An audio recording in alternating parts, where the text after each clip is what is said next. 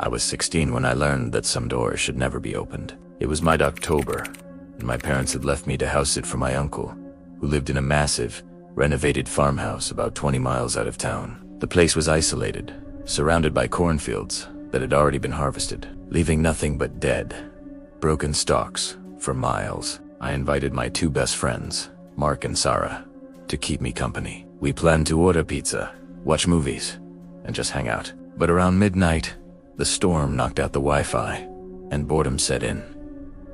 That was when Mark suggested we play Sardines. For those who don't know, it's the reverse of hide and seek. One person hides, and the others count. When you find the hider, you, Dante, give them away. You squeeze into the hiding spot with them and wait until everyone else fits inside. The last person left looking is the loser. It seemed childish, but in a massive, dark house with no internet, it sounded like a thrill. I lost the coin toss, so I had to be the first seeker. Mark and Sarah ran off into the dark, while I stayed in the kitchen, counting to 100. The house was dead silent, apart from the rain tapping against the windows. When I finished counting, I shouted, "Ready or not," but my voice just died in the empty hallway. I started on the ground floor. I checked the pantry, the laundry room, and the coat closet under the stairs. Nothing. The house was old, and every step I took made the floorboards groan. I moved upstairs. The air felt colder up there. I checked the guest rooms first. I looked under beds, behind long curtains, and inside wardrobes. Nothing. Then, I heard a sound. It was faint, coming from the end of the hall of the master bedroom. It sounded like a soft shuffle, fabric rubbing against wood. I smiled, thinking they were careless. I crept down the hall, trying to silence my footsteps. The master bedroom door was slightly ajar. I pushed it open. The room was illuminated only by the lightning flashing outside. I scanned the room. The bed was made. The curtains were still temprimera. Sa W Italiano. The door to the walk-in closet was closed, but the latch wasn't fully engaged. I tiptoed over and listened. I could hear breathing. Slow, rhythmic breathing. "Gotcha," I whispered to myself. I opened the door. It was pitch black inside, filled with my uncle's heavy winter coats and suits. I stepped in, pushing through the hanging clothes, feeling for the back wall. Sardines' rules meant I had to hide with them. I found a gap in the corner behind a row of trench coats and squeezed myself in. I felt a shoulder press against mine. It was tight in there. I whispered, "Move over, Mark. You're taking up all the space." The person shifted slightly, making room. I crouched down, knees to my chest, enveloped by the smell of mothballs and something else. Something like wet earth and stale sweat. I figured maybe Sarah had been running outside before hiding. We sat there in silence for a few minutes, waiting for the other person to find us. I nudged the person next to me. "Where is she?" I whispered, assuming I was sitting next to Mark. There was no answer, just a hand reaching out in the dark and gripping my wrist. The grip was strong, too strong. The skin felt rough, calloused, and freezing cold. "Dude, your hands are freezing," I hissed, trying to pull away, but the grip tightened. That was when I heard it. From downstairs, clear as day, I heard Mark's voice. "Come out, guys. The pizza is here." My blood turned to ice. I froze. If Mark was downstairs, then Sarah must be the one hiding with me. But Sarah had small, soft hands. The hand crushing my wrist was large, heavy, and rough. "Sarah," I whispered, my voice trembling. The breathing next to me stopped. The hand on my wrist squeezed so hard I thought my bones would snap. Then, a voice low, rasping, and utterly unfamiliar whispered right into my ear. "Sarah isn't here." I didn't think. "Primera rea, cated." I screamed and threw my weight backward, bursting out of the coats and tumbling into the bedroom. I scrambled to my feet, sprinting for the door. I didn't look back, but I heard the closet noises, the sound of hangers clattering and something heavy hitting the floor. I flew down the stairs, nearly breaking my neck. Mark and Sarah were in the kitchen with the pizza guy, laughing. They stopped when they saw me. I was pale, gasping for air, clutching my bruised wrist. "We have to go," I yelled. "Now! Get in the car!" They thought I was joking until they saw the terror in my eyes. We ran out the front door, leaving the pizza, leaving the lights on, leaving everything. As we peeled out of the driveway, I looked up at the master bedroom window. The lightning flashed one last time. Standing in the window, watching us leave, was a silhouette. It wasn't my uncle. It was a man, tall and gaunt, wearing one of the trench coats from the closet. He raised a hand and slowly waved. We called the police from the nearest gas station. They searched the house. An hour later, they found the back door had been forced open with a crowbar. In the closet behind the coats where I had been crouching, they found a sleeping bag, food wrappers, and a knife. The man had been living in my uncle's walls for weeks. I never played hide and seek again. And sometimes, when I'm in a dark room and I hear breathing, I still feel that cold hand grabbing my wrist, reminding me that I was never really alone in that closet.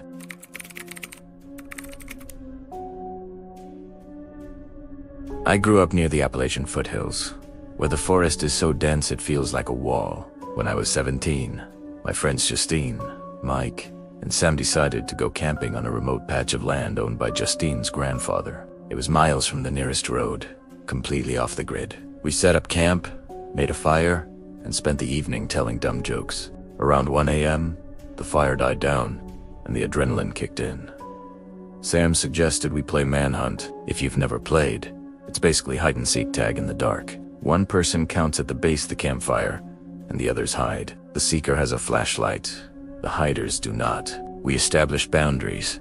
Don't cross the creek to the north, and don't go past the old fence line to the south. I volunteered to be the seeker first. I stood by the dying embers of the fire, closed my eyes, and counted to 60. I could hear them scattering into the brush, snapping twigs and crunching leaves. When I hit 60, I shouted, "Ready or not?" and clicked on my heavy Maglite flashlight. The beam cut through the darkness like a knife. I checked the obvious spots, first behind the massive oak trees, near the clearing and inside our tents. Nothing. I moved toward the creek. The sound of running water masked my footsteps. I swept my light across the opposite bank and caught a flash of a blue shirt behind a bush. It was Mike. I sprinted over and tagged him before he could run. He groaned, "Join me." And we started hunting for the other two together. 10 minutes later, we cornered Sam near a jagged rock formation. That just left Justin. Justin was the best athlete among us. Fast and quiet. We spread out, sweeping our lights through the trees. I walked toward the southern fence line. The woods were dead silent. No crickets, no wind, just my boots hitting the dirt. Then I saw it. About 50 yards ahead, a figure stood perfectly still between two thin pine trees. The figure was facing away from me, wearing a dark hoodie. "Found you, Justin," I yelled, picking up the pace. The figure didn't flinch. Usually, Justin would bolt the second he was spotted, trying to loop back to base, but he just stood there. I jogged closer, my flashlight beam bouncing on his back. "Come on, man. Game over," I said, getting within 20 feet. The figure suddenly moved. He didn't run, he glided. He took off deeper into the woods, moving past the fence line, the boundary we agreed not to cross. I was annoyed. I hopped the rusted wire fence and chased after him. "Justin, quit being an idiot. You're out of bounds," I screamed. He was fast. Unnaturally fast. I was sprinting full speed, dodging branches that whipped my face. But he kept the same distance ahead of me, never looking back. We were deep in the woods now, far from the campsite. The terrain got rougher, steeper. My lungs burned. The figure abruptly stopped in a small clearing. He stood with his back to me, head tilted slightly down. I slowed to a walk, panting heavily, shining my light directly on him. "Okay," I wheezed. "You win. Let's just go back." He didn't answer. He didn't turn around. I took a step closer. "Justin." That was when my phone buzzed in my pocket. The vibration made me jump. I pulled it out, annoyed, thinking Mike or Sam was texting me to hurry up. I looked at the screen. It was a text from Justin. "Dude, stop looking. I'm back at the fire. You've been gone for 20 minutes. My blood ran cold. I stared at the phone. then back at the figure standing 10 feet away from me. If Justin was at the fire, ... who was I chasing?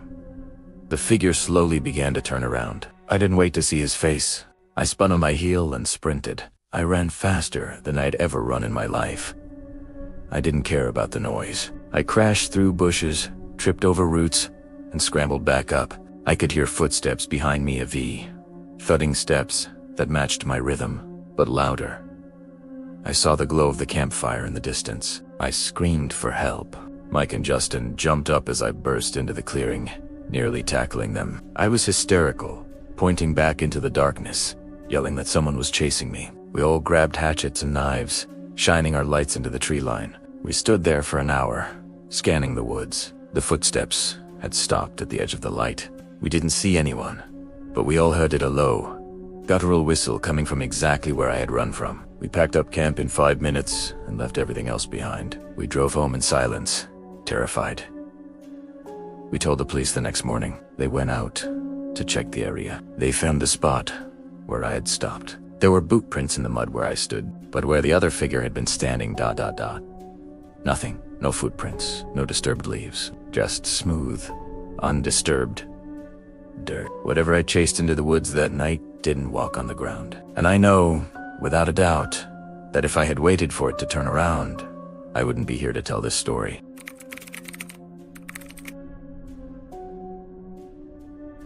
It was the summer before high school started. My parents were hosting a barbecue, and by 10 p.m., the adults were drunk in the kitchen, and my friends and I were outside in the dark. There were 4 of us: me, Chris, Danny, and Alex. We were bored, kicking a soccer ball around, until Alex suggested we play Ghost in the Graveyard. It's a simple game. One person is the ghost and hides. The others wait at a base and then go searching. If you spot the ghost, you yell, and everyone has to race back to base before the ghost tags them. Danny volunteered to be the ghost first. He ran off into the darkness of the backyard. My house backed up to a dense line of weeping willow trees, so there were plenty of places to disappear. We counted 220 by the back porch. 10 split up. I decided to check the area under the sunroom. It was a raised deck with lattice skirting, but one of the panels was broken, leaving a gap just big enough to crawl through. It was dark, full of dry leaves and spiders, but it was a prime hiding spot. I crouched down near the broken panel, peering out through the wooden slats, waiting to see if Danny would jump out. I stayed there for a few minutes. I could hear Chris walking through the grass on the other side of the yard. Then, I saw sneakers.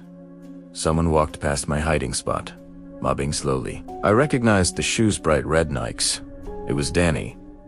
He wasn't hiding, he was walking silently, looking around. I thought he was trying to trick us, trying to sneak up on the seekers. I was about to jump out and scare him, but something stopped me. A feeling, a deep, primal instinct that said stay quiet. Danny stopped right in front of the lattice. He stood there, facing away from me, scanning the yard. Then, I saw another pair of feet. They stepped into view silently, right behind Danny. They weren't wearing shoes. They were bare, caked in mud and pale. The toes were long and crooked. My breath caught in my throat. I looked up through the gaps in the wood, trying to see who it was. Standing directly behind Danny was a man. He was tall, wearing tattered clothes that looked like rags. He stood inches away from Danny's back, towering over him. Danny didn't sense him. He didn't hear him. The man just stood there, breathing silently, his arms hanging limp at his sides. I wanted to scream. I wanted to yell, "Danny, run," but my voice was paralyzed. I was terrified that if I made a sound, the thing would turn its attention to me. Danny took a step forward. The man mirrored him perfectly, stepping forward at the exact same second so his footsteps were masked by Danny's. It was like a shadow coming to life. Suddenly, Alex yelled from the other side of the yard, "Ghost in the graveyard! I see him!" He sprinted toward the house, laughing, thinking he had been caught by Alex. The man didn't chase him. Stalet, put. He slowly turned his head. He looked down. Through the slats of the lattice, his eyes met mine. They were wide and yellow in the moonlight. He knew I was there the whole time. He raised a dirty finger to his lips in a she motion. Then, he dropped to all fours and crawled under the deck with me. I screamed.